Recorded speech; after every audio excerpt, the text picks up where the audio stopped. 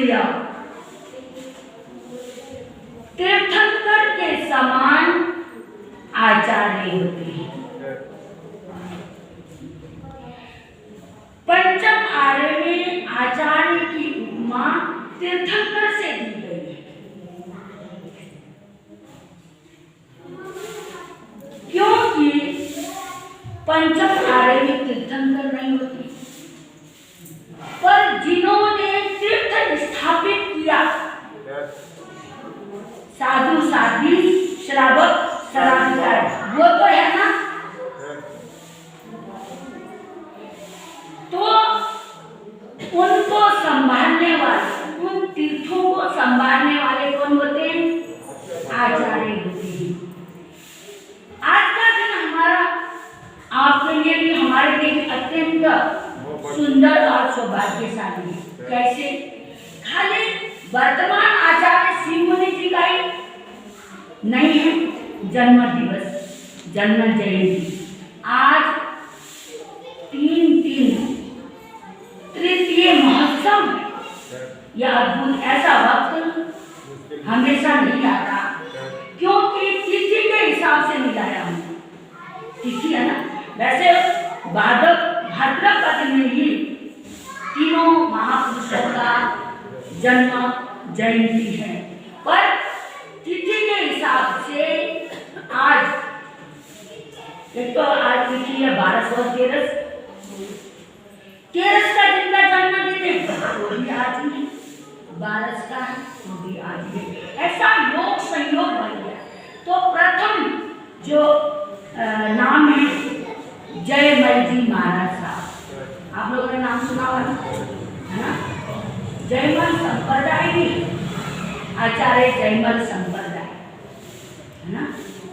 तो आचार्य जयमल जी महाराज साहब उनके अंदर भी बहुत सेवा करते हैं। हम कर्नाटक के तरफ थे, जयमल संप्रदाय के जो लोग हैं वो इतनी कट्टरता नहीं दिखाते। कट्टरता से मोक्ष नहीं मिलेगा आपको, गारंटी मैं देती हूँ। जितनी आप सरल रहोगे उतनी जल्दी आप पीरोगे। तो व्याह करते हुए कभी उनके स्थान में रुकने का भी हमें अवसर मिला। तो जयमल परंपरा के जो अनुयायी हैं हमें उधर कर्नाटक के रास्ते में मिले। हमें तो पता ही नहीं था। देखो हम साधु बने हुए 40 साल दीक्षा के हुए। आचार्य जयमल का अलग है संप्रदाय, आचार्य चंबालाल जी का अलग है, नानानाथ जी का अलग है, ऐसा अस्थिमल जी का अलग है। हमें नहीं पता था।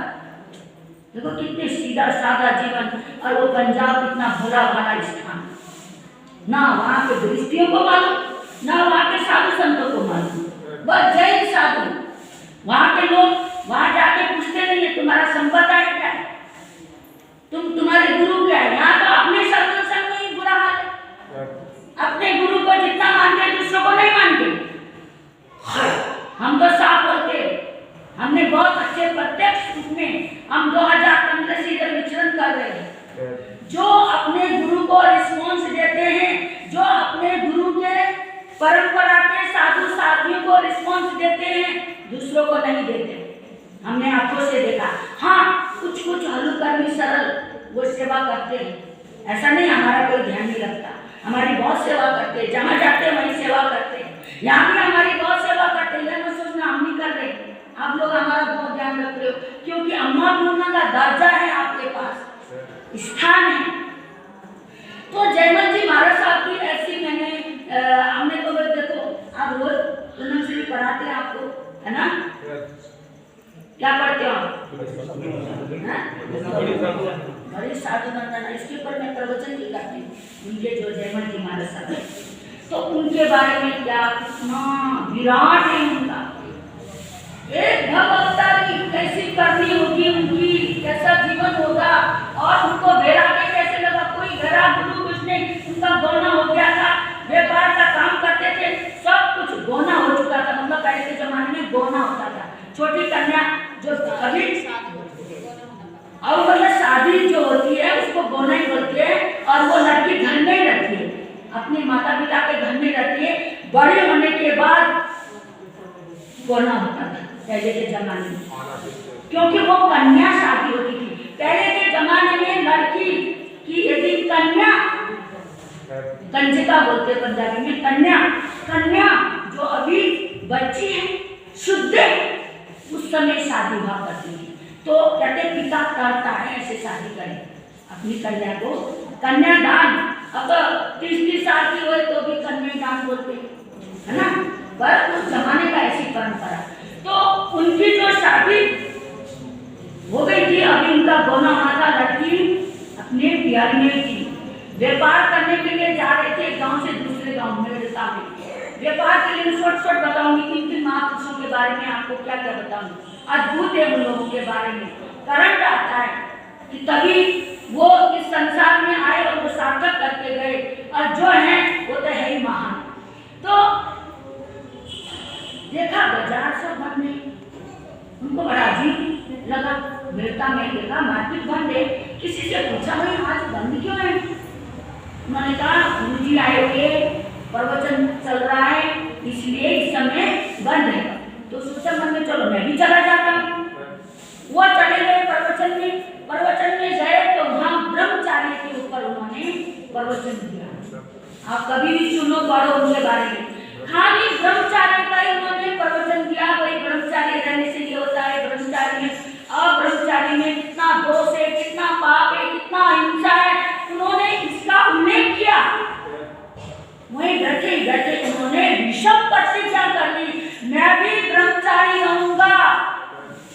देखो शादी हो चुकी है, कितना महान जीवन। तो वहीं से उन्होंने संकल्प कर लिया, और इनकी इतनी विराट है, क्योंकि 10-20 होने वाले, सब घड़ी देखोगे उठने के लिए करेंगे, वो मजा नहीं आएगा। तो ऐसे महापुरुष का हमने बेंगलोर में और सूरत में उनकी मनाई, बहुत अनुयायी है। यहाँ नहीं, यहाँ यही तो आफत है, तुम जिनके अनुयायी हो उनका ही करते हो। अरे आचार्य तो सबके ही हो, तो यहाँ भी एक आधा होते ना, वो आगे आता बाकी ये कर लो, बाकी हमें बोलता, हम तो साफ बोलते भाई। तो ऐसा मतलब मैंने 2-3 साल लगातार उनकी मनाई है हमने, है ना, जयमल जी महाराज की। हमारे मन में ऐसा भेदभाव नहीं है, संप्रदाय जयमल जी का अलग संप्रदाय, हम सब समर्थन के ऐसा नहीं। वो तो पूछे एक भक्त आए थे, उनके लिए हम रागद्वेष करें, हम भी संत होकर। तो ऐसे अद्भुत जीवन उनको मैं नमन करती हूँ, ऐसे महापुरुष को, ऐसे सत्पुरुष को। और आचार्य आत्माराम जी महाराज, उनके बारे में भी आपको इतना ज्ञान नहीं होगा, नहीं है ना, है ना, खाली ये बताया श्रवण संघ के आचार्य थे, है ना, नहीं बताना, इससे आगे कुछ नहीं बताना। तो आचार्य जी का जन्म छोटे से गांव राहों, जालंधर जिला में, आपने कोई जालंधर नाम सुना हो, पंजाब में जालंधर बहुत बड़ा नगर है, तो उस जिला ये समझ लो, वहाँ पास में गाँव है राव, वहाँ मैं भी गई हूँ, उस गाँव में वो जन्म स्थान है। और मनसा राम उनके पिता का नाम था, और परमेश्वरी उनकी माँ का नाम था। और आत्माराम जी महाराज साहब का जन्म हुआ, 2 वर्ष के थे पिता चले गए, 8 वर्ष के थे तो माता भी चली गई। जैनपुर में पैदा नहीं हुए, जैन नहीं थे वो चोपड़ा, जैसे राजपूत टाइप के चोपड़ा जाति के थे वो।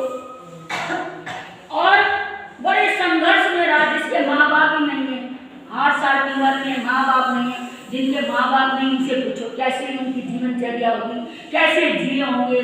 कभी मामा के घर गए, कभी चाची के घर, कभी ताई के घर, कभी दादी पालते, ऐसे करते करते उन्होंने अपना जीवन बिताया। जैन धर्म से जुड़े हुए थे, प्रवचन सुना, मोतीलाल जी, आचार्य मोतीलाल जी, आचार्य सोहनलाल जी, मतलब पंजाब परंपरा में अमर सिंह जी, अपने नाम सुने होंगे, पंजाब परंपरा विराट और विराट, क्योंकि सारा जितना पाकिस्तान है ना, ये सारे पंजाब था, वो अलग बाद में नाम रखा गया, सियालकोट है ना, गुजरावाला टाउन, वहाँ उधर ही उनका विचरण क्षेत्र हुआ जाता, रावलपिंडी, इधर इधर उन्होंने विचरण करा। और ये बच्चा धीरे धीरे बड़ा हो गया, किशोर अवस्था में पहुंचने के बाद मोतीलाल जी महाराज साहब के मतलब चरण में जाके उन्होंने दीक्षा ली, और दीक्षा लेके उन्होंने खूब तपस्या, साधना, अध्ययन, इतना अध्ययन किया, अध्ययन करते करते करते उनकी मोतियां भी कहते वो आगे आके उनके दोनों आंखों से दिखता नहीं। मैंने तो उनके दर्शन किए हमारे से पहले ही, हमारा जन्म ही नहीं हुआ होगा शायद, वो पहले चल से। तो ऐसे उनका अद्भुत जीवन था, महान जीवन था उनका। और मेरे गुरु जी महाराजों ने तो 32 आगम आपके यहाँ भी होंगे, आचार्य आत्माराम जी के आगम। ऐसा आचार्य कहीं मिलने वाला नहीं हमें आज के युग में। तो इतने उन्होंने इतने शास्त्रों पर उन्होंने इतनी लेखनी उठाई। और आंखें नहीं है तो भी कहते थे, कोई पूछने जाते थे ना, कोई गृहस्थी श्रावक लोग, श्राविकाएं, साधु संत, तो वो कहते थे फलाने पृष्ठ में है। इतना मतलब बुद्धि के धनी थे वो। और मेरे गुरु जी महाराज उनसे स्वाध्याय के लिए जाते थे तो कहते 2 बजते ही अपने संतों को आवाज लगाते थे कि मुनियों, साध्वी जी आ रहे, पानी तैयार रखो। क्योंकि गलियों से जाके शास्त्र स्वाध्याय में हमारे गुरु जी ऐसे ही जाके स्वाध्याय में नहीं बैठते थे, तो कहते पानी तैयार रखो। और इतने बड़े आचार्य आत्माराम जी हमारे गुरु मैया प्रवेश कुमारी जी के लिए पानी रखने के लिए संतों को आवाज लगाते थे, पानी तैयार रखो, साथी आएंगे, पाँव धोएंगे, फिर उसके बाद स्वाध्याय में बैठेंगे। तो मेरे गुरु जी मैया को भी 32 आगम के वो ज्ञाता थे, इसलिए उनको शास्त्र ज्ञाता की पदवी मिली है। तो वो ऐसे वो शास्त्र पढ़ाते थे। एक बार अचानक उनके कुल्ले की हड्डी टूट गई, फ्रैक्चर हो गई। तो लुधियाना में, आपने सुना होगा पंजाब लुधियाना बहुत बड़ा औद्योगिक क्षेत्र है, तो वहाँ पर उनका ऑपरेशन हुआ। विदेश के डॉक्टर ने ऑपरेशन करा और उन्होंने कहा मुझे बेहोश नहीं करना, और बिना बेहोश करे ही उन्होंने अपना ऑपरेशन करवाया। तो 3 घंटे तक ऑपरेशन चला। तो 12 इंच कितने का रोड डरा रोड। तो डॉक्टर कहने लगा मैं ईसा मसीह के बारे में सुनता था, पर साक्षात ईसा मसीह के मैंने अभी दर्शन किए। इतना मतलब उसने। और जो वहाँ डॉक्टर ने पूछा आप इतने अद्भुत हो, उसने डॉक्टर ने कहा ये बताओ मेरा बेटा अमेरिका में इस समय क्या कर रहा है। उन्होंने अचानक ही बता दिया तुम्हारा ऐसा बंगला है, उस बंगला के सामने बिल्कुल ऐसा पौधा है, वृक्ष है, और तुम्हारा बेटा इस समय ये पत्र लिख रहा है। ऐसे जो का वही, मतलब इतना उनको जाति समरण ज्ञान नहीं था, उनका अद्भुत जीवन था। ऐसे महान आचार्य कैसे बने, सादरी में सम्मेलन किया गया। उस जमाने में जैसे आजकल भी कई आचार्य ऐसे ही भी मतलब सारे स्थानकवासी परंपरा छिन्न-भिन्न सी हो गई थी और सब अपने अपने मतों में रह रहे थे। 4 जने वो भी आचार्य बन जाता है, 5 जने, 10 जने, 20 जने वहाँ आचार्य ऐसे बनाते थे। तो वहाँ उस समय 22 आचार्य, मतलब जो सारे स्थानकवासी आचार्य 22 आचार्य थे। 22 आचार्यों ने मिलकर आचार्य आत्माराम जी को चुना।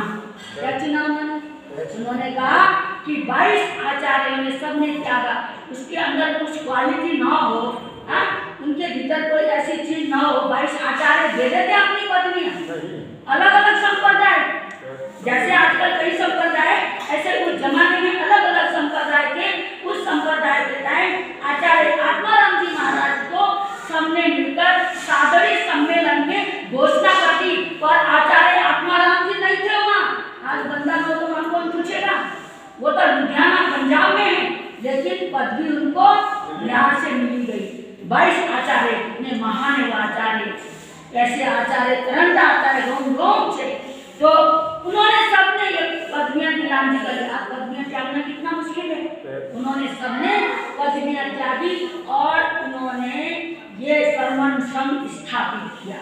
और जिन्होंने अकड़े रहे, हम तो हैं जिन्होंने अकड़े, उन्होंने बहुत चीजें खोल दी। अरे कितने बंद आंखों से वो आंखों भले उन्हें रोशनी नहीं थी, भीतर के आंखों से वो प्रकाशित थे, वो प्रकाशमान थे। उन्होंने पता था उनको आने वाला युग कैसा है, तो उन्होंने माइक उस जमाने में ऐसा अद्भुत संत होगा, जैसे मौलिकता लेके आई। माइक की आवश्यकता, हम लोग माइक यूज करते हैं या जो भी इलेक्ट्रिक हमसे यूज हुआ, आप लोगों को महसूस होता है, पर इसका हम 15-15 दिन में प्रायश्चित करते हैं। आप लोगों को मालूम है इसका प्रायश्चित हमको लेना। आपको लगता है अरे ये तो ढीले, अरे हाँ ढीले मत तो हमें ढीले तो हम ही भोगेंगे। तो इसका 15-15 दिन में इसका प्रायश्चित हमें बेले का होता है। बेला नहीं कर सकते थे, एक दिन कोई मतलब एक चीज का त्याग करना है। या उम्र पर, या फिर जो 5 विधियां उनका 5-5 दिन के क्या करो, ऐसे हमारे आचार्य ने हमारा विधान बनाया। और आचार्य आत्माराम जी ने वो क्या बोला, ठीक है जिन्होंने पत्नियां त्याग दी, सर्वण संग गठित कर दिया, चलो ठीक हो गया, बाई चांस जो नहीं मान रहे उनको भी हमने दूर नहीं करना। उनके जो साधु संत हैं, उनके जो गृहस्थी हैं, उनसे कभी भी नहीं बिगाड़ना, साधु संतों को स्थान देना, उनको भी शरण देना, उनकी भी सेवा करना, उनके लिए अपने मन में ऐसे भाव नहीं आना। ये आचार्य आत्माराम के शब्द हैं। आज आप लोगों को क्या मालूम, हम ग्राम विचरण करते, कश्मीर टू कन्याकुमारी तक की यात्रा में कैसे कैसे समस्या आती है। अन्य संप्रदाय के लोग हमें रहने नहीं देते, आहार पानी नहीं देते। आप विश्वास करेंगे इस बात का? बिना दावे से भी बोलती हैं, कहाँ कहाँ कैसी कैसी समस्या आई, हमने सब लिख के रखे हुए।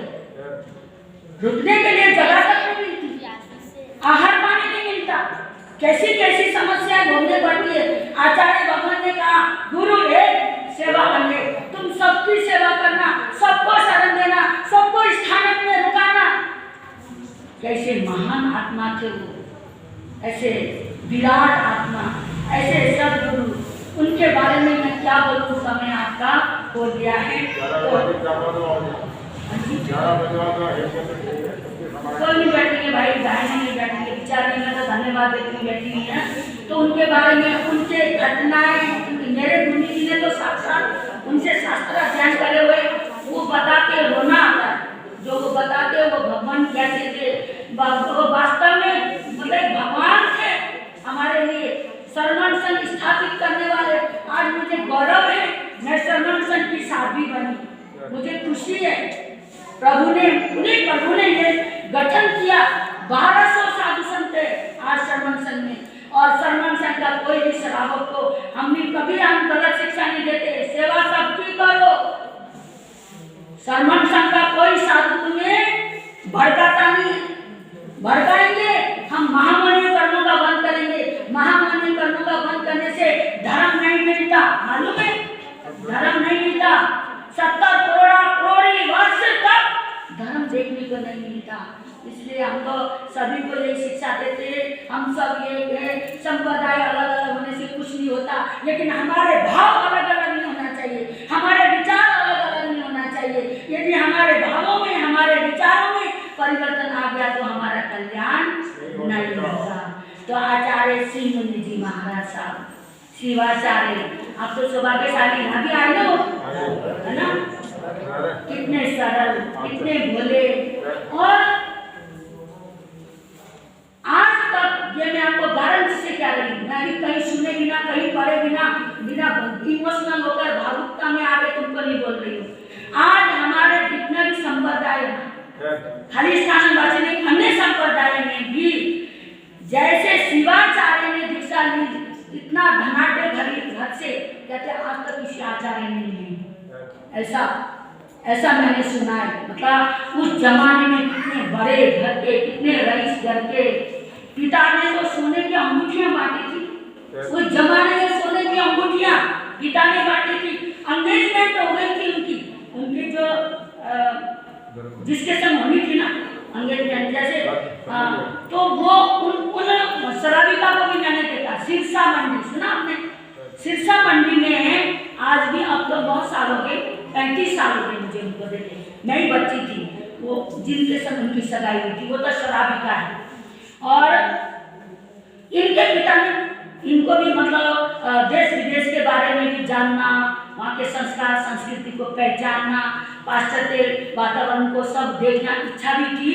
तो इनके पिताजी ने भेज दिया जा।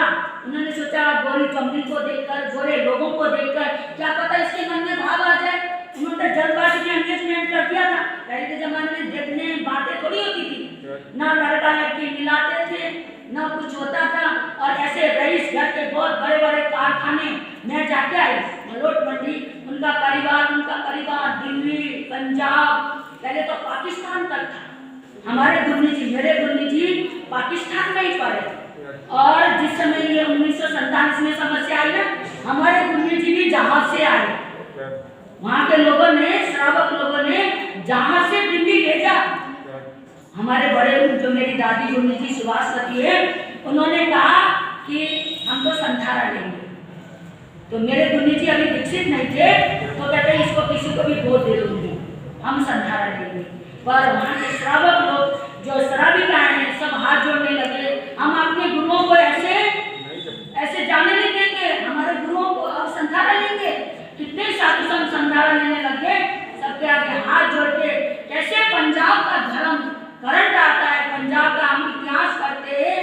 और जो मतलब पाकिस्तान में जो हुआ, कहते हैं वहाँ की स्थानक देखो ना, ऐसे बड़े बड़े महल, इतने बड़े बड़े, और वहाँ के जो पंजाब के श्रावक लोग हैं सारे वहाँ पे ऐसे कि उनको छोड़ के आना पड़ा। पंजाब का मतलब सारे आत्माराम जी महाराज ने बहुत संभाला, और हमारे फूलचंद महाराज हुए मेरठ में, और शांति स्वरूप महाराज हुए, हमारे गुरुदेव श्री निहाल चंद जी महाराज साहब हुए। ये सारे के सारे, क्योंकि पाकिस्तान बहुत बड़ा, उधर धर्म ध्यान बहुत ज़्यादा, जैसे गुजरात में बहुत धर्म ध्यान होता है ना, ऐसे ही उधर इतना धर्म ध्यान था।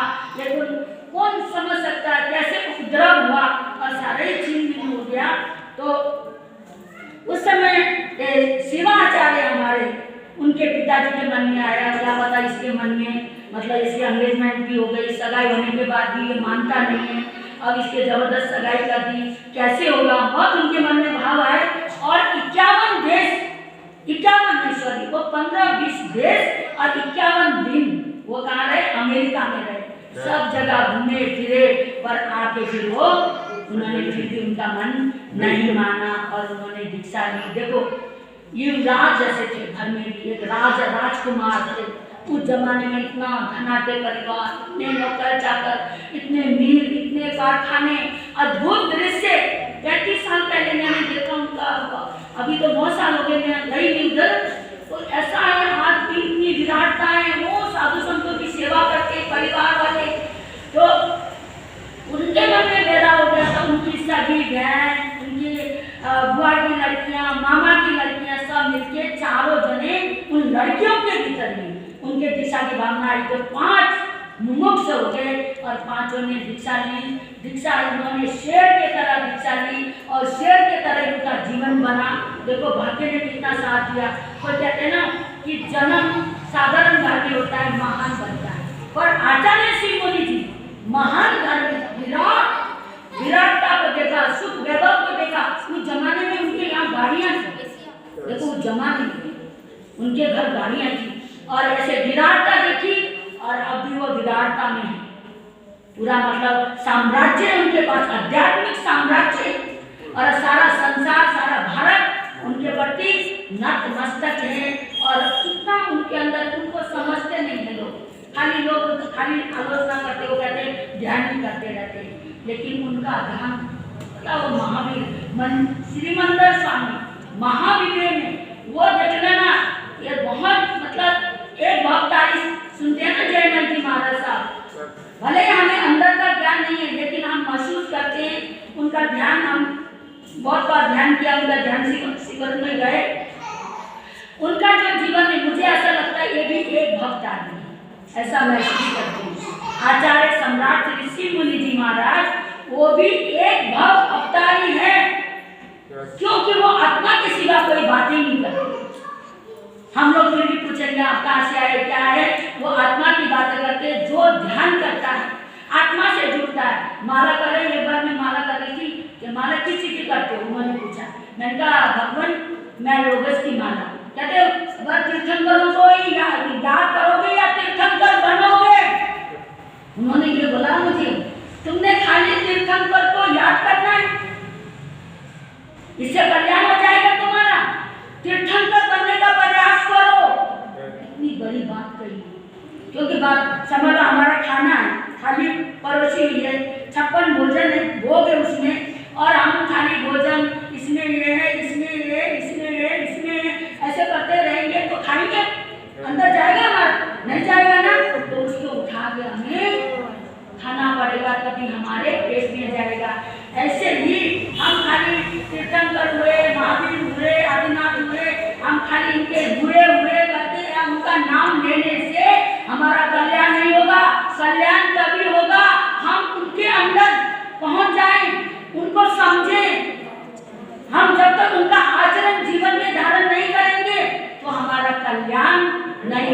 तो हर समय तीर्थंकरों का ध्यान करते हैं, हर समय विहरमानों का ध्यान करते हैं और कोई देवी देवता का वो ध्यान नहीं करते, खाली कहते कर्म तोड़ना है। जब तक हम कर्म नहीं तोड़ेंगे हमारा कल्याण नहीं होगा। कितने मतलब अच्छी शिक्षा देते हैं, हम पैदा हुए माला जपने से कल्याण पुण्य कमा सकते हो लेकिन कल्याण नहीं कमा सकते। ऐसे मतलब कहाँ पहुँच गए वो, कितना आध्यात्मिक बन गए। उनके जैसा महान बनने के लिए उन्होंने खाली अपना कल्याण नहीं सोचा, जन जन को ध्यान जीवन करवाया। जन जन के मतलब पूरे भारतवर्ष में विचरण करके उन्होंने सबको कहा ध्यान करो, अपने भीतर जो आत्मा है उसको परमात्मा बनाओ, उसको जगाने का प्रयास करो। ये जन्म हमें बार-बार मिलते आए, पुण्य हमें बार-बार मिलता है, दौलत बार-बार मिलता है। इस जन्म में हमने इतना दौलत इकट्ठा कर दिया, इतना देखो पैदा हुए, पढ़े लिखे, बड़े हो गए, कारखाने चलाए, बड़े-बड़े बिजनेस, शादी हो गई, बच्चे हो गए, संबंध जोड़े, है ना, ये सब काम करे और जब यहाँ से जाना होगा सांस का भरोसा है, आंखें बंद तो ये क्या रिश्ते हमारे संग रहेंगे, बेटा हमारे संग जाएगा, पत्नी हमारे संग जाएगी। ये रिश्ते हमने जन्म बनाए हैं। उस राजकुमार के मन में देखो संत बन के युवाचार्य बने, फिर आचार्य बने, आचार्य बन के भी उनके अंदर गद्दी का मोह नहीं आया। भाई ना तो मुझे भी इतनी बड़ी गद्दी मिल गई, फिर भी वो अपनी साधना में ही गए। अभी 2 साल से हम देखते हैं सम्मिला में खाली ध्यान और मौन में ही रहते हैं। और कई लोग कहते हैं अरे आचार्य होकर भी, अरे वो अंदर डूब गए, अंदर भीज गए। जो डूब जाता है, जो भीज जाता है, फिर बाहर की चीजों से उसको कोई लगाव नहीं होता। इतना डूबे हुए ऐसे आचार्य हमारे, मैं तो यही कहती हूँ 80वां उनका आज क्या है, 80वां जन्म जयंती है। हे प्रभु बस उनकी जो है स्वास्थ्य एकदम, और उनकी तपस्या 35 पता नहीं 40 साल होने लगी एकांत तप। 80 वर्ष की उम्र में एकांत तप करते हैं। देखो तप करते हैं, ध्यान करते हैं, लोगों को भी संभालते हैं और इसके संग मौन करते हैं। कितना मतलब उन्होंने अपने जीवन को आत्मा से परमात्मा बनने के लिए कितना अपने को व्यवस्थित करा। तो हमारे अंदर भी वो गुण आ जाए। ऐसे आचार्य भगवान के चरणों में मैं बार-बार कोटि नमन करती हूँ।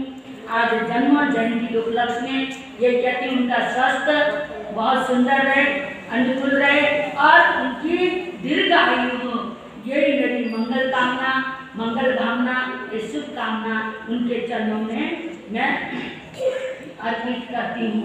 ऐसे हमारे गुरुदेव शिवाचार्य के चरणों में बार-बार अब तीनों जो महापुरुष है उनके लिए मैं 2 लाइन में बोल देती हूँ। भजन बना रखा था, टाइम नहीं है। आज मनसा के घर चांद कोई नूरानी आया, आज विद्या के घर चांद कोई नूरानी आया, आज महिमा के घर चांद कोई नूरानी आया। चलो भाइयों करें दर्शन, चलो भाइयों चलो बहनों करें दर्शन, चलो बहनों समय सुहाना आया, आज मनसा के घर चांद कोई नूरानी आया, आज मोहन के घर चांद कोई नूरानी आया, आज विद्या के घर चांद कोई नूरानी आया। तो हमारे जो युक्ति मंडल की महिलाएं उन्होंने देखो कल शाम को आके उत्साह उमंग से इन्होंने आचार्य श्री मुनि जी के प्रति जीवन की झांकी प्रस्तुत की। कैसे उनका जन्म हुआ, छोटा सा बालक देखो ना कितना सौभाग्यशाली है। पवन जी का पोता, पवन जी भी नहीं आए हैं? हाँ तो उनका पोता देखो कितना छोटा सा बालक और कितना अच्छा स्वभाव, कितना पुण्य आत्मा है वो। आराम से मतलब होता भी नहीं। पहले महावीर भी बना, राजकुमार बना, आज आचार्य शिवाचार्य बना। तो बच्चा इतना महान पुण्य आत्मा है ये बच्चा। तो सबको हमारी शुभ आशीर्वाद है, शुभकामनाएं। तो युक्ति मंडल ने भी कितना मतलब इतनी जल्दी में ये अपना सब करके दिखाना, ये बहुत मतलब ये भी साधारण काम नहीं होता, हर एक की बस की नहीं होती। उत्साह उमंग वाले हैं तो कल ही रात को तो करा ही हमने और अभी समय प्रस्तुत भी कर दिया। तो सभी धन्यवाद के पात्र हैं। हमारी महिलाएं इतनी देर बैठी गई हमारे लिए, हमारे गुरुओं के लिए। आपके भी गुरु है, मेरे भी गुरु है, सबके लिए जिन्होंने कितना मतलब आपने जीवन का दान दिया, समाज के लिए उन्होंने कितना परोपकार किया, क्या कुछ करा। ऐसे महापुरुषों के बारे में आपको भी सुनने को मिला, मुझे सुनाने का सौभाग्य मिला। ये तो बहुत